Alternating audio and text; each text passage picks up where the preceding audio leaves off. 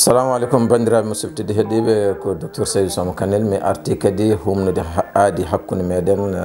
quelques minutes de la santé ko immade e docteur moɗon ndeɗo yewtere noon ko kalten hen ɓayden kaali ko addata hémorroïde kalen holko woni hémorroïde holko hémorroïde kadi holko sali e holko jaaɓi e holko wawi jebinande innama ade o e kadi holno foti hémorroïde aji goodi e kadi holno neɗɗo andirten wonde e muɗum.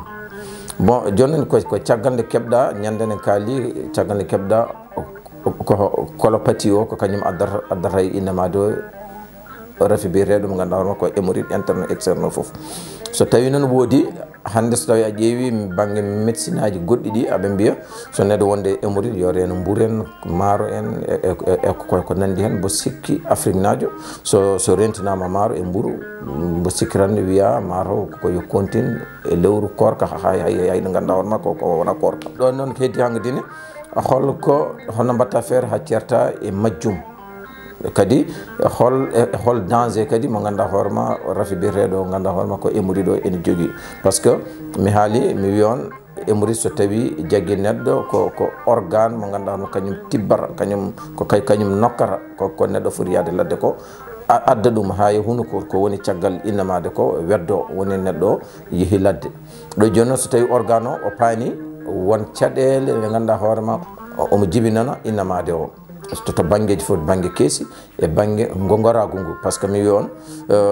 organe mo ganduɗa kañum hémorroïde o raccol central gonɗo e neɗɗo o woni central kam sani central tan gueɗe foof ko hen tumni eyi ɗo joni noon so tawi organe o so paani ala kulli haali waɗa handicapé raccol central o ɗum woni jomum jogo probléme keesi en probléme goragu en yawde tampude en e ko nandi hen par ce que ko central o jogui ello so tawi central o heeɓi caɗele holno mbatta feere hangadine ha cafroɗa ɗum kadi yo yimɓe yo paam neɗɗo wawa safrade hémorroïde taw a safraki colopathie kadi ala hémorroïde ne sali mburu walla sali maaro walla sali ɗum ɗo non heddi so tawi rafi o a heeɓi ɗum mbaɗa feere cafroɗa ɗum hono cafroɗa ɗum jahata suwat an jogui suwa maɗa kadi yimɓe ɗon kadi yo paam ene woodi hen rafiji aɗa wawi yaade médecine moderne aɗa wawi yaade médecine traditionnel ene woodi hen rafiji kadi ko médecine moderne tan ko kañum tan jogui ɗum so tawi joni a ƴeewi banggal tubakoɓe woni France en Suisse en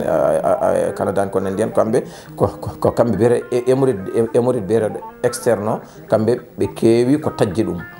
kono noon enen ga en gadora e ɗum par ce que so hémorroïde so taƴama hangadine ɗum woni ko ganduɗa hoorema wone mawɓe waɗeɓe ɓe ganduɗa hoorema so keeɓi 70 ans 72 ans 15 ans tan ɓe mbattata ɓuuɗi kuusuji wonno hangadine ko organe o hangadine ko mayɗo natti wawde jaggude e batte ɗum noon enen en kutorta ko ɗum wona accude mburu walla accude maaro woni ko ganduɗa ko sellinta hémorroïde o ko safrade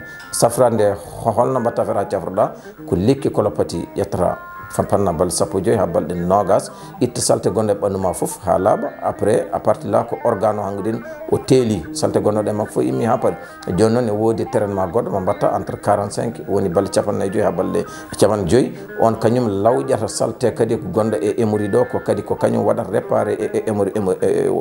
hémorroïde o woni gonɗo nder o e gonɗo